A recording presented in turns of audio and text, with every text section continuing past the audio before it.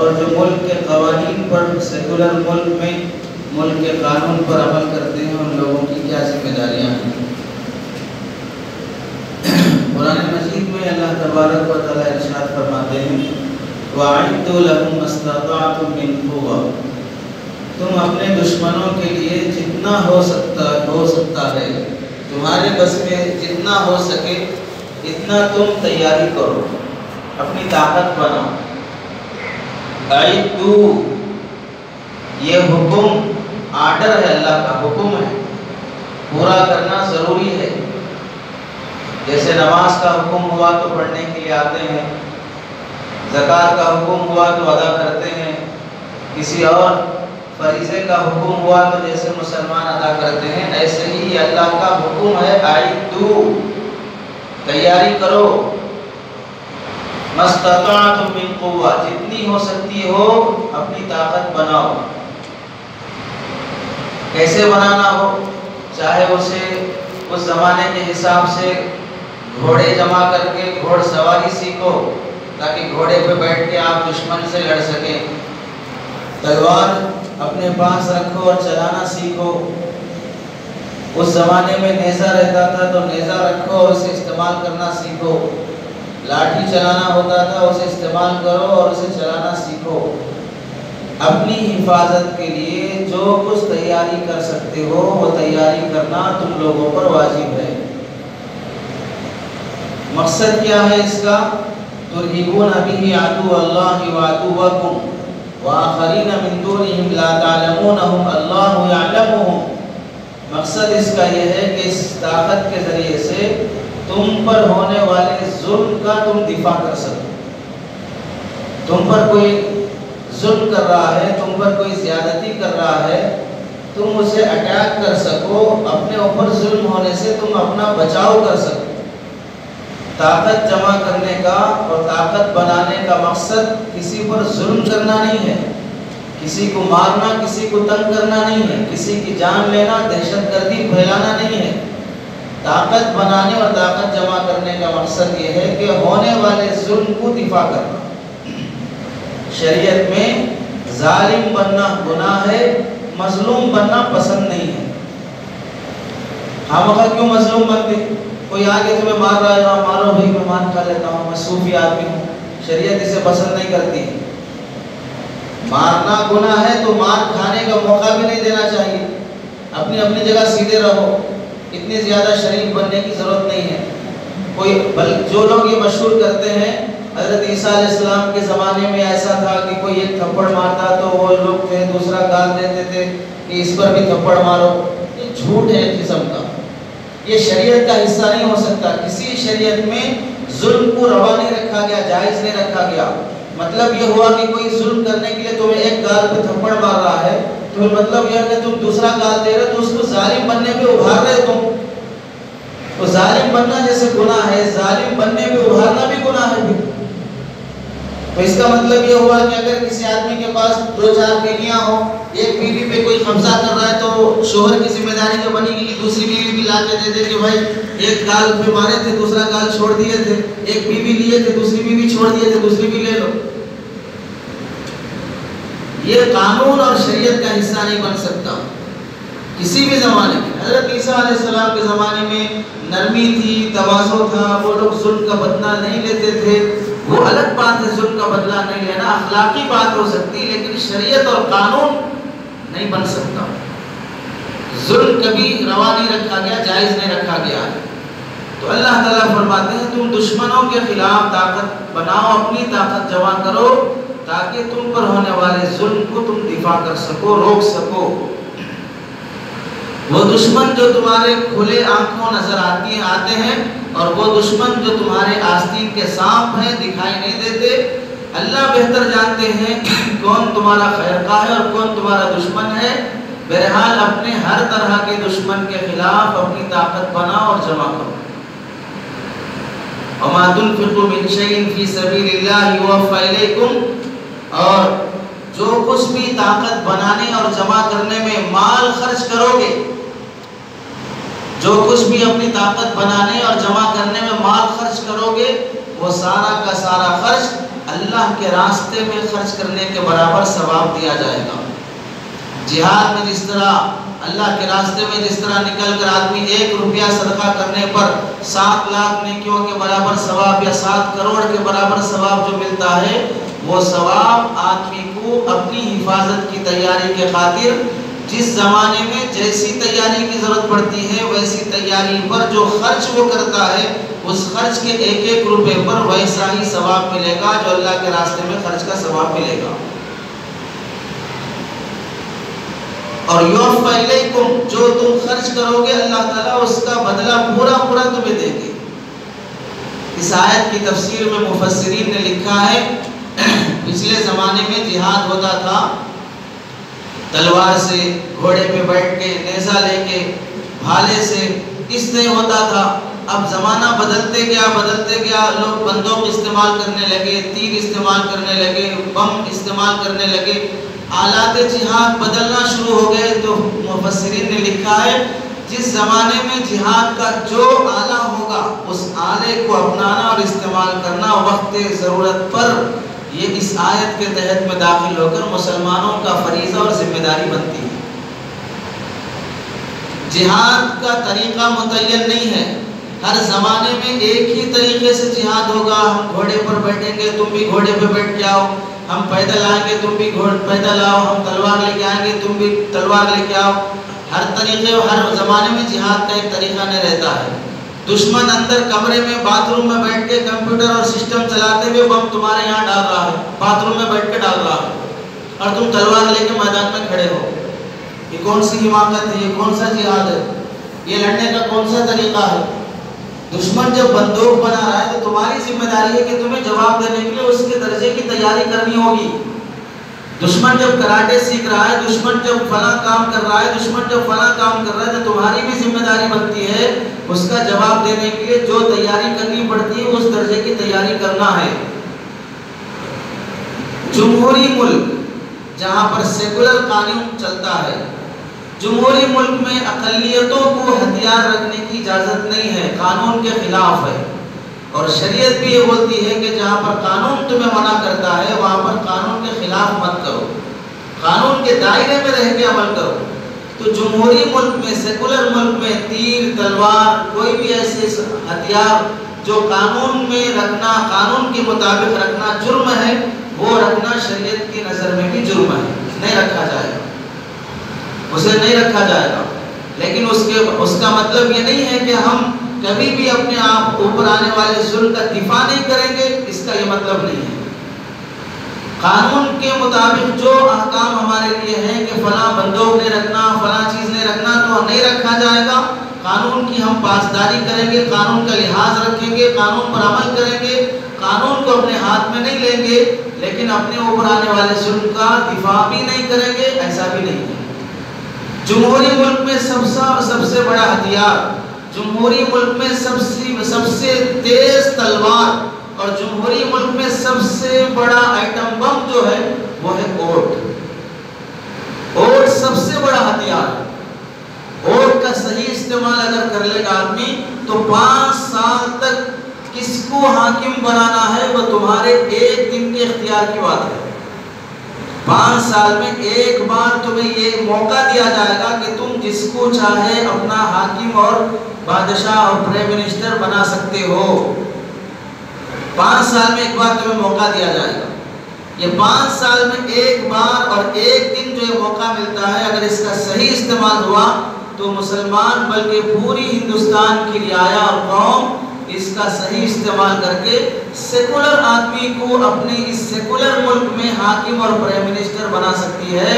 فرقہ واریت پھیلانے والے، تشدد پسند اور مسلمانوں کو ٹارگٹ بنانے والے، اقلیتوں کو نشانہ بنانے والے ظالم حکمرانوں سے کرسی چھین سکتی ہے۔ جمہوری ملک میں فقہاء نے لکھا ہے کہ اب اس آیت کے تحت میں مسلمانوں کی ذمہ داری یہ نہیں ہے کہ وہ تیر چلائیں، تلوار چلائیں، فلاں کریں، اب یہ ذمہ داری نہیں ہے۔ مسلمانوں کی ذمہ داری اب یہ ہے کہ وہ ووٹ کا صحیح استعمال کریں، اور مسلمانوں کی ذمہ داری یہ ہے کہ وہ الیکشن میں لڑنے اور الیکشن میں کھڑے ہونے کی کوشش کریں۔ اپنے بچوں کو ایسی پڑھائی پڑھائیں کہ وہ مستقبل میں فیوچر میں جا کے وہ سیاسی آدمی بن سکے، اور وہ سیاست جو اللہ اور اس کے رسول کی نظر میں پسندیدہ ہے۔ سیاست دو طرح کی ہے، ایک وہ سیاست جو نبیوں نے کی ہے، اور ایک وہ سیاست جو اللہ کے دشمنوں، ظالموں، فرعون، قارون، حامان، شداد وغیرہ نے کی ہے، ہلاکو خان، چنگیز خان نے کی ہے۔ دونوں طرح کی سیاست ہے۔ وہ سیاست جو نبیوں نے کی، حضرت داؤد علیہ السلام کو اللہ نے بادشاہت دی، نبی بھی ہیں، وقت کے بادشاہ بھی ہیں۔ حضرت سلیمان علیہ السلام کو اللہ نے بادشاہت دی، نبی بھی ہیں، وقت کے بادشاہ بھی ہیں۔ اس امت میں اللہ کے نبی صلی اللہ علیہ وسلم نبی بن کر آئے، جب نبوت عام اور تام ہو گئی، مدینے میں اللہ کے نبی صلی اللہ علیہ وسلم مکہ فتح کر لیے، اس کے بعد اللہ کے نبی صلی اللہ علیہ وسلم کی جو خلافت چلی، اللہ کے نبی صلی اللہ علیہ وسلم امیر المؤمنین بنے، تمام مسلمانوں کے امیر سرکار دو عالم صلی اللہ علیہ وسلم۔ شریعت بھی بتائیں گے، سیاست بھی بتائیں گے۔ اس کے بعد خلفائے راشدین، چاروں بڑے بڑے خلفاء، حضرت ابوبکر، حضرت عمر، حضرت عثمان، حضرت علی رضی اللہ تعالیٰ عنہ اجمعین، یہ سارے کے سارے حضرات سیاست کیے ہیں، خلفاء ہیں، سیاست کی کرسی سنبھالی ہے۔ اس کے بعد سالوں تک خلافت بنو عباسیہ چلی، خلافت بنو عثمانیہ چلی، مغلوں کی سلطنت چلی، یہ سارے کے سارے مسلمانوں کی چلی۔ ایک طرف نبیوں کی اور اللہ کے نیک بندوں کی سیاست، دوسری طرف فرعون بھی بادشاہ تھا، نمرود بھی بادشاہ تھا، ہلاکو خان بھی بادشاہ تھا، چنگیز خان بھی بادشاہ تھا، ہٹلر بھی بادشاہ تھا، یہ سب لوگ ظالم بادشاہ گزرے ہیں۔ شریعت یہ کہتی ہے کہ سیاست میں جب دونوں طرح کے لوگ ہیں تو تم ان کی سیاست کو اپناؤ جو نبیوں کی سنت ہے، جس میں ظالم کو اس کے ظلم کا بدلہ دیا جائے گا، مظلوم کے ساتھ انصاف کیا جائے گا، کسی کا حق مارا نہیں جائے گا، ظالم کا ساتھ نہیں دیا جائے گا۔ ایسی سیاست کرو جس میں ظالم اور مظلوم دونوں کے ساتھ انصاف کا معاملہ ہو۔ ایک بڑی چیز جو ہم مسلمانوں میں یہ بھولے پن سے ایک بیماری جو آ گئی ہے، بھولے پن کی ایک بیماری ہم مسلمانوں میں آئی ہے۔ مسجد کے ممبر پر اور خطابت کی اس کرسی پر سے کوئی بھی امام یا خطیب جب الیکشن اور ووٹ کے بارے میں بات کرتا ہے تو بڑے بڑے تہجد گزار، دیندار، کرتا پیجامہ، وقت کے جنید بغدادی اور وقت کے اولیاء کی زبانوں سے بھی یہ نکلتا ہے، ان کو کیا ضرورت ہے یہاں بیٹھ کے سیاست کے بارے میں بات کرنے کی، یہاں تو نماز، روزہ، زکوٰۃ اس کے بارے میں بات کرنا، ان کو کیا ضرورت ہے بات کرنے کی، کس کو ضرورت ہے پھر بات کرنے کی، کس کو ضرورت ہے پھر بات کرنے کی؟ لائے کوئی کسی کا باپ آگے بیٹھے، کسی کا بھائی آگے بیٹھے، کسی کا چاچا آگے بیٹھے، کسی کا ماموں آگے بیٹھے، کون آگے بتائے گا پھر سیاست؟ مطلب یہ ہے کہ جو ایسا ذہن رکھنے والے ہیں وہ یہ سوچتے ہیں کہ اسلام کے اندر سیاست کے بارے میں اللہ اور اس کا رسول کچھ بولے ہی نہیں ہے، اسلام کے اندر سیاست کا کوئی حصہ دخل ہی نہیں ہے۔ تو پھر مطلب یہ ہوا کہ اللہ جو یہ فرما رہے ہیں کہ ہم نے اس دین کو کامل دین بنایا ہے، الیوم اکملت لکم دینکم واتممت علیکم نعمتی ورضیت لکم الاسلام دینا، آج میں نے دین اسلام کو کامل بنا دیا، جتنے انسان زندگی گزارنے کے شعبے ہو سکتے ہیں تمام شعبوں کا ہم نے تمہیں دین دے دیا، اللہ فرما رہے ہیں۔ اور یہ جناب فرما رہے ہیں کہ سیاست کا دین اور اسلام میں کیا تعلق؟ تو مطلب یہ ہوا کہ اسلام ابھی ناقص ہے، مکمل نہیں ہے، اس میں سیاست کے شعبے کے بارے میں کوئی احکامات نہیں ہے۔ اللہ کے اس دین کامل کو یہ جناب صاحب ناقص دین بتانا چاہ رہے ہیں کہ ان کو بات کرنے کی ضرورت نہیں ہے۔ اور دوسری بات، جب سیاست کے متعلق، ووٹ کے متعلق، ووٹ ڈالنے کے متعلق قرآن مجید میں، حدیثوں میں اللہ کے نبی صلی اللہ علیہ وسلم کے صریح احکامات موجود ہیں، تو اس کے باوجود یہ کہنا کہ اسلام کے اندر سیاست کا کیا تعلق، یہاں سے سیاست کے بارے میں بولنے کا کیا مطلب؟ تو مطلب یہ ہوا کہ جتنے احکامات قرآن حدیث میں موجود ہیں ان سب کو قرآن حدیث سے نکال دینا چاہیے، چونکہ ان سب کا دین سے کیا تعلق ہے؟ تعلق نہیں ہے تو قرآن سے آیتیں نکال دو، حدیثوں میں سے وہ حدیثیں ختم کر دو۔ تیسری بیماری، تیسری وجہ، مسلمان نے روزے کو دین سمجھا، نماز کو دین سمجھا، زکوٰۃ کو دین سمجھا، نماز کو دین سمجھا تو آنے سے پہلے بڑا پاک صاف ہو کے آ رہا ہے، جمعہ کی نماز کو دین سمجھا تو نہا دھو کے پاک صاف ہو کے آ رہا ہے۔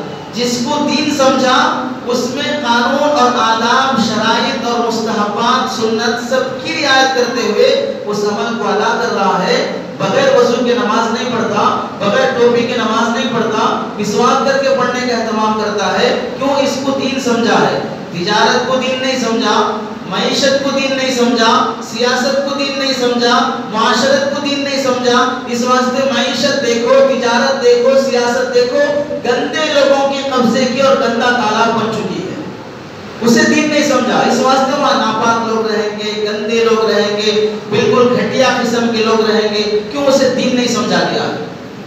حضرت مفتی تقی عثمانی صاحب دعوت برکاتہ فرماتے ہیں اگر یہ مان لیا جائے کہ سیاست گندی چیز ہے، وہاں گندے لوگوں کا کام ہے، نیک لوگوں کی وہ جگہ نہیں ہے، یہ بولتے ہی رہو گے تو پھر کیا سیاست جو دین کا ایک اہم شعبہ ہے، اس شعبے کو تم خالص گندے لوگوں کے لیے فارغ کر دو گے، اچھے لوگ اس شعبے کے حقدار نہیں بنیں گے، تو پھر یہ ظالم لوگ جب کرسی پر بیٹھیں گے اور تمہارے خلاف جب وہ فیصلے کریں گے، تمہارے دین پر جب وہ حملہ کریں گے اور تمہاری جائیدادوں، پراپرٹیوں، مسجدوں پر جب قبضہ کریں گے، اذانوں پر جب پابندی لگائیں گے، مسجدوں کو جب ڈھائیں گے، تمہارے علماء کو قید کریں گے، تمہارے حافظوں کو موب لنچنگ کر کے مار دیں گے اور تمہارے مسلم پر صلی اللہ کو ختم کرنے کی کوشش کریں گے، اور فنڈامنٹل رائٹ جو تمہیں حاصل ہے اس کی بنیادی حقوق جب ختم کر دیں گے، اس وقت تمہارا رونا، چیخنا، چلانا یہ سب دم دبا کے بیٹھے رہنا چاہیے، کچھ منہ نہیں کھولنا چاہیے۔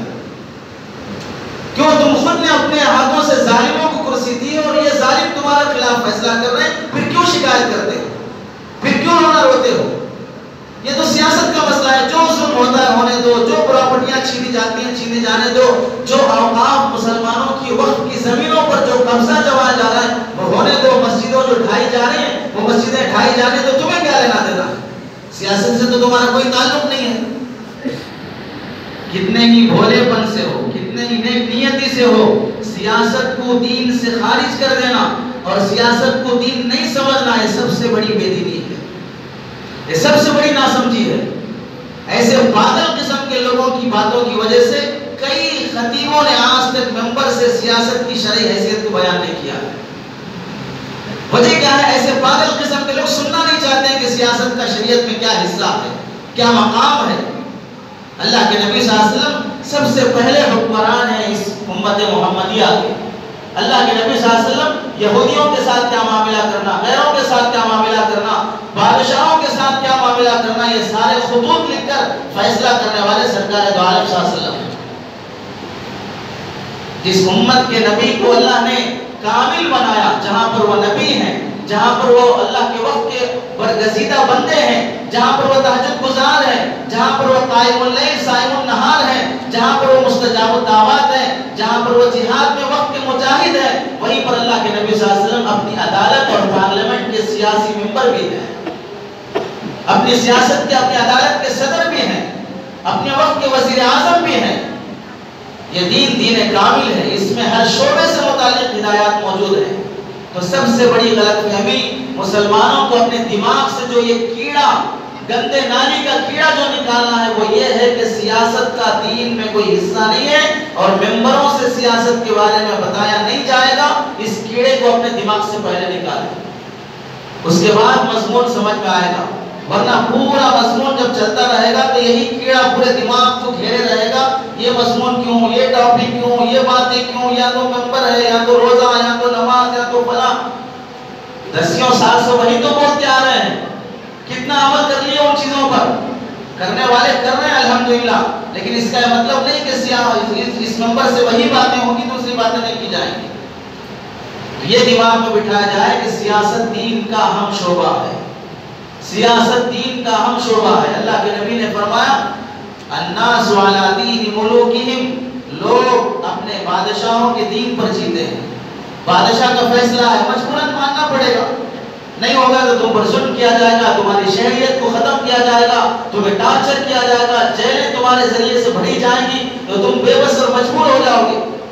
الناس علی دین ملوکہم، لوگ اپنے بادشاہوں کے طرز پہ زندگی گزارتے ہیں۔ بادشاہ اگر نیک متقی دیندار ہوگا تو فیصلے بھی ویسے تقوی والے ہوں گے، بادشاہ اگر ظالم ہوگا تو رعایا میں بھی ظلم عام ہو جائے گا۔ تو عورت کے متعلق علماء نے لکھا ہے سب سے پہلی چیز عورت ایک گواہی ہے، عورت ایک شہادت ہے، گواہی ہے۔ آپ یہ گواہی دینا چاہ رہے ہیں، وقت یعنی انتظامیہ، الیکشن کمیشن والے، الیکشن کمیٹی آپ سے یہ پوچھنا چاہ رہی ہے، بلکہ آپ خود اپنی طرف سے یہ کہنا چاہ رہے ہیں کہ ہم اتنے جو رعایا موجود ہیں، اتنی جو پبلک یہاں پر رہتی ہے، ہم جنگل کے جانور نہیں ہیں، ہم کتا بلی نہیں ہیں، ہم گدھا نہیں ہیں کہ ہمارا کوئی امیر نہ ہو، ہمارا کوئی حکمران نہ ہو، ہم آزاد قوم نہیں ہیں، ہم اپنا ایک لیڈر چاہتے ہیں۔ تو ہم اپنا لیڈر جو چاہتے ہیں، کیسا لیڈر ہمیں چاہیے؟ گدھوں میں کوئی بڑا گدھا لیڈر نہیں رہتا ہے، کتوں میں کوئی بڑا کتا لیڈر نہیں رہتا ہے، شیروں میں کوئی بڑا شیر لیڈر نہیں رہتا ہے، بلیوں میں کوئی بڑی بلی لیڈر نہیں رہتی ہے۔ انسانوں میں یہ لیڈرشپ کا سلسلہ ہے۔ انسان یہ چاہتا ہے کہ ہماری جو انتظامی امور ہیں ایک آدمی کے تحت میں رہ کے چلے۔ تو ساری رعایا یہ کہنا چاہتی ہے کہ ہم کس کو اپنا بڑا بنانا چاہتے ہیں، اس کے بارے میں ہم رائے دینا چاہ رہے ہیں۔ وہ پہلا درجہ اس رائے دہی کا، جسے گواہی کہا جاتا ہے شریعت میں، اللہ تعالیٰ گواہی سے متعلق فرما رہے ہیں وَلَا يَأْبَ الشُّهَدَاءُ إِذَا مَا دُعُوا، جب گواہی دینے کے لیے جب تمہیں بلایا جائے، گواہی دینے بولنگ بوتھ پر جب تمہیں بلایا جائے ووٹ ڈالنے کے لیے، آنے سے انکار نہ کرو، بہانے نہ بناؤ۔ بھوک لگ رہی ہے، گرمی زیادہ ہے، لائن میں کھڑے ہونا پڑے گا، دھوپ میں کھڑے ہونا پڑے گا، پولیس چیک کرے گی اور وہ غیروں کے سامنے جا کے اپنا انگوٹھے پہ ان کا نشان لگانا پڑے گا، خامخواہ محنت کر کے دوسروں کو جتانا پڑے گا۔ یہ سارے بہانے نہیں بنائے ہوئے، سیدھے سیدھے جب تمہیں بلایا جائے وَلَا يَأْبَ الشُّهَدَاءُ إِذَا مَا دُعُوا، جب بلایا جائے تو سیدھے آ کے گواہی دو۔ وَلَا تَكْتُمُوا الشَّهَادَةَ وَمَن يَكْتُمْ فَإِنَّهُ آثِمٌ قَلْبُهُ، گواہی کے لیے بلایا جائے تو آ کے گواہی دو، گواہی دینے سے پیچھے نہ ہٹو۔ جو گواہی دینے سے پیچھے ہٹے گا، جو ووٹ ڈالنے سے پیچھے ہٹے گا، اس کا دل فاسق فاجر منافقوں کا دل ہو جائے گا، وہ گنہگار کہلائے گا۔ وَمَن يَكْتُمْ شَهَادَةً فَإِنَّهُ آثِمٌ قَلْبُهُ، اس کا دل گنہگار ہو جائے گا، نافرمان بن جائے گا۔ اور دوسری آیت میں اللہ تعالیٰ فرماتے ہیں فَاجْتَنِبُوا الرِّجْسَ مِنَ الْأَوْثَانِ وَاجْتَنِبُوا قَوْلَ الزُّورِ، بتوں کی عبادت کرنے سے بچو، ایسے ہی جھوٹی گواہی دینے سے بچو۔ بتوں کی عبادت کے برابر اللہ نے جھوٹی گواہی کو کر دیا۔ اس کا مطلب یہ ہوا کہ جب آپ ووٹ ڈالنے کے لیے جائیں گے تو صحیح آدمی کو ووٹ ڈالو گے، غلط آدمی کو ووٹ ڈالنا جھوٹی گواہی دینے کے برابر ہے، اور جھوٹی گواہی دینا، غلط آدمی کو ووٹ ڈالنا شرک کے برابر گناہ ہے۔ اللہ نے اس درجے میں رکھا ہے۔ ووٹ کی پہلی حیثیت گواہی کی ہے، ووٹ کی دوسری حیثیت امانت کی ہے۔ ووٹ ایک امانت ہے، تم سے کہ تمہارے پاس یہ امانت رکھی گئی، اسے واپس کر دو۔ ان اللہ یامرکم ان تؤدوا الامانات الی اہلھا، امانت کو اس کے حقدار تک پہنچانے کی فکر کرنا اس آدمی کی ذمہ داری ہے جو ووٹر لسٹ میں جس کا نام ہے۔ اور تیسرا درجہ ووٹ کا، ووٹ ایک وکالت ہے۔ آپ ایک وکیل بن کر یہ کہنا چاہ رہے ہیں کہ میں فلاں کی طرف سے یہ بات کہنا چاہ رہا ہوں کہ یہ آدمی حقدار ہے، میں اس کی طرف سے بات کہنا چاہ رہا ہوں کہ یہ آدمی حقدار ہے کہ یہ بادشاہ بن سکتا ہے، یہ پرائم منسٹر بن سکتا ہے، یہ ایم ایل اے بن سکتا ہے۔ ووٹ ایک وکالت ہے، ایسی ووٹ ایک مشورہ ہے، اور مشورے سے متعلق اللہ کے نبی نے فرمایا مشورہ المستشار مؤتمن، جب اس سے مشورہ لیا جائے گا تو امانت داری سے مشورہ لے۔ تو ووٹ ڈالنے میں امانت داری کا لحاظ کر رہے۔ پانچویں حیثیت ووٹ کی، ووٹ ایک سفارش ہے۔ سفارش کا مطلب یہ ہوتا ہے کہ آپ یہ درخواست کرنا چاہ رہے ہیں کہ میں یہ درخواست کرتا ہوں کہ فلاں آدمی کو حکمران بنایا جائے، فلاں آدمی کو پارٹی کا لیڈر بنایا جائے، فلاں آدمی کو پرائم منسٹر بنایا جائے۔ میں اس کے بارے میں یہ سمجھتا ہوں کہ آدمی قوم کا، مذہب کا، ملک کا خیرخواہ ہوگا اور سب رعایا کو لے کر چلے گا۔ اور اللہ تعالیٰ فرماتے ہیں وَمَن يَشْفَعْ شَفَاعَةً حَسَنَةً فَيَكُونُ لَهُ نَصِيبٌ مِنْهَا وَمَن يَشْفَعْ شَفَاعَةً سَيِّئَةً يَكُنْ لَهُ وِزْرٌ۔ آگے آیت ہے کہ اللہ تعالیٰ فرماتے ہیں جو اچھی سفارش کرے گا اللہ تعالیٰ اس سفارش کا حصہ بھی اسے دیں گے، اس کے ذریعے سے جو خیر اور خوبی پھیلے گی اللہ اسے عطا کریں گے۔ اور جو بری سفارش کرے گا، برے لوگوں کے بارے میں سفارش کرے گا، یعنی برے آدمی کو، غلط آدمی کو، ظالم کو ووٹ ڈالے گا، تو اللہ تعالیٰ اس ظلم کی وجہ سے، اس ظالم کے فیصلوں کی وجہ سے جو نقصان ملک میں ہوگا اس سارے نقصان کا گناہ برابر کا اس ووٹ ڈالنے کو بھی ہوگا۔ ووٹر آئی ڈی بنانا ان احادیث اور آیات کی روشنی میں واجب ہے، فرض کا درجہ رکھتا ہے۔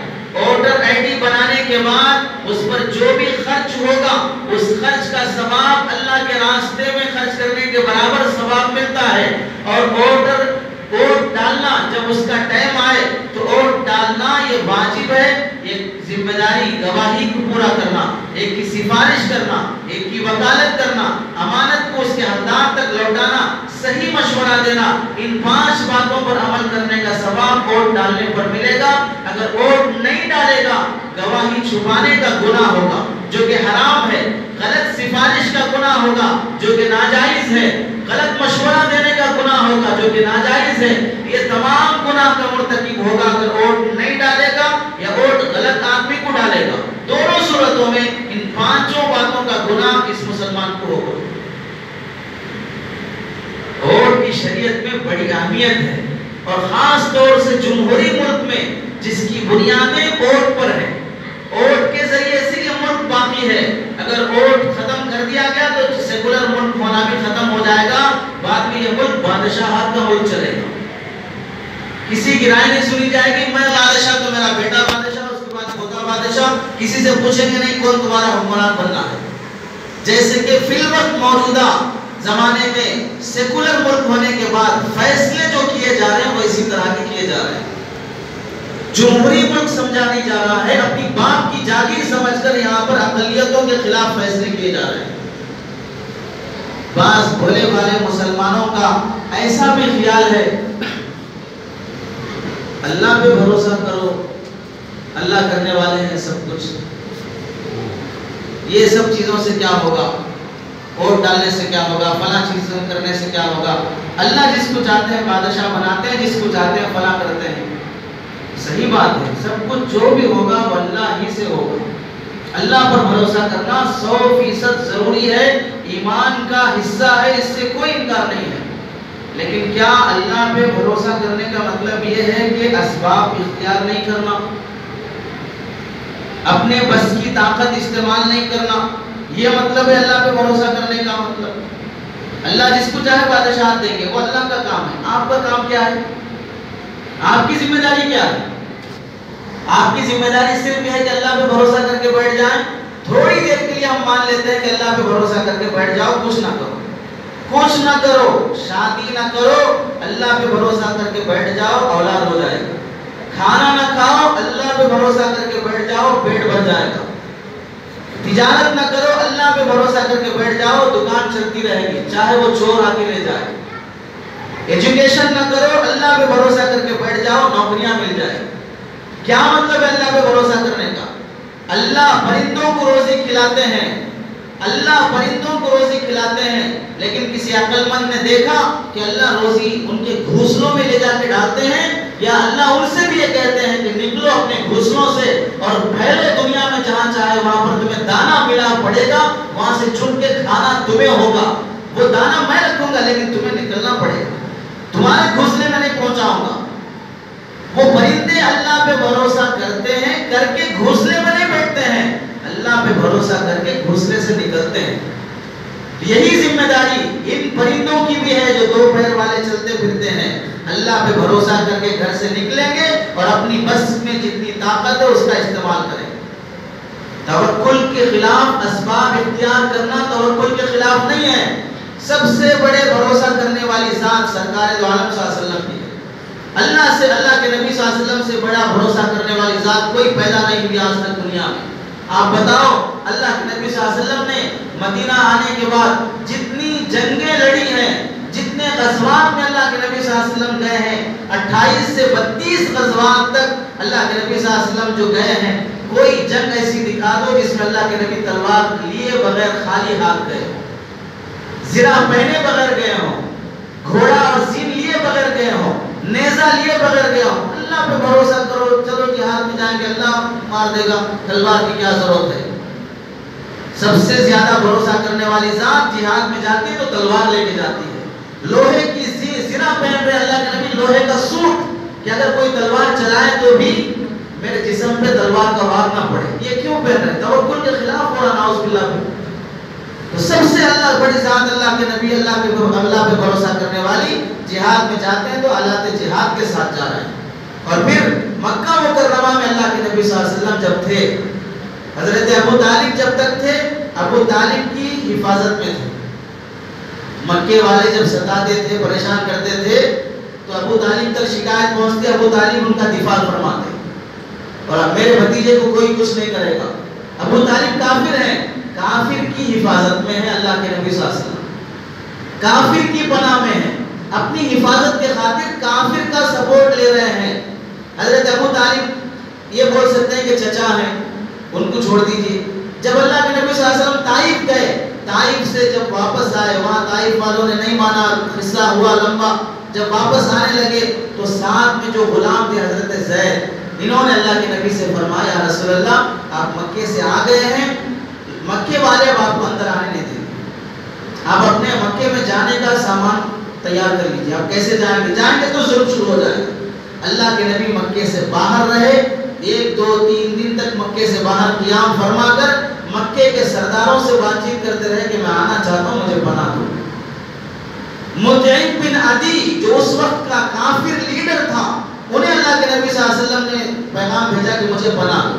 وہ آیا، اللہ کے نبی کا ہاتھ پکڑ کے مکے میں آیا اور کعبۃ اللہ کے سامنے کھڑے ہو کر تلوار ہاتھ میں لے کے کہا آج کے بعد سے میں محمد کو پناہ دیتا ہوں، کوئی بھی محمد تک انگلی اٹھائے گا تو پہلے میرے پاس آنا پڑے گا. اللہ کے نبی اپنی حفاظت کے لیے ایک مطعم بن عدی کافر سے پناہ لے رہے ہیں. حضرت ابو بکر رضی اللہ تعالیٰ جب مکہ چھوڑ کے جا رہے تھے، اس وقت راستے میں ابن الدغینہ، وہ بھی وقت کا کافر اور سردار ہے، وہ راستے میں ملا. کہاں جا رہے ہیں؟ چھوڑ دیا، گاؤں چھوڑ کے جا رہا ہوں. تیرے جیسا نیک آدمی گاؤں چھوڑ دیا تو گاؤں میں اچھے لوگ کہاں رہیں گے؟ واپس چلو، میں تمہیں پناہ دیتا ہوں. حضرت ابو بکر کو لے کے آیا وہ کافر اور کہنے لگا میں ابو بکر کو پناہ دیتا ہوں. یہ اللہ کے نبی صلی اللہ علیہ وسلم اور بڑے بڑے صحابہ اپنی حفاظت کے لیے کافر کا سہارا لے رہے ہیں. پتہ چلا اپنی حفاظت کے لیے کافروں کا سہارا لینا کوئی گناہ کی بات نہیں ہے. ایسے ہی سیکولر ملک میں اپنی حفاظت کے خاطر، اپنے ملک کی حفاظت کے خاطر، اپنے مذہب اور مسلک کی حفاظت کے خاطر ووٹ کا استعمال کرنا، ووٹ کے ذریعے سے ظالم لوگوں کو کرسی سے اتارنا اور ووٹ کے ذریعے سے انصاف کرنے والے لوگوں کو کرسی پہ بٹھانا، یہ اللہ کے نبی صلی اللہ علیہ وسلم کی اسی سنت کے مطابق ہے. اللہ کے نبی صلی اللہ علیہ وسلم کی اسی سنت کے مطابق ہے کہ اپنی حفاظت چاہتے تو اچھے لوگوں کو حکمران بناؤ، ظالموں کو حکمران نہ بناؤ. اور یہ اللہ تعالیٰ نے ایک موقع مسلمانوں کو دیا، اور مسلمان کس قدر غفلت میں پڑا ہے ووٹ سے متعلق، ووٹر آئی ڈی بنانے سے متعلق، ووٹ ڈالنے سے متعلق. اس کی جو رپورٹ ہے، جو اعداد و شمار ہیں، مسلمانوں کو بڑا ہی سوچنے اور غور کرنے کا مقام ہے. ذرا غور کریں 2014 سے لے کر اب تک اور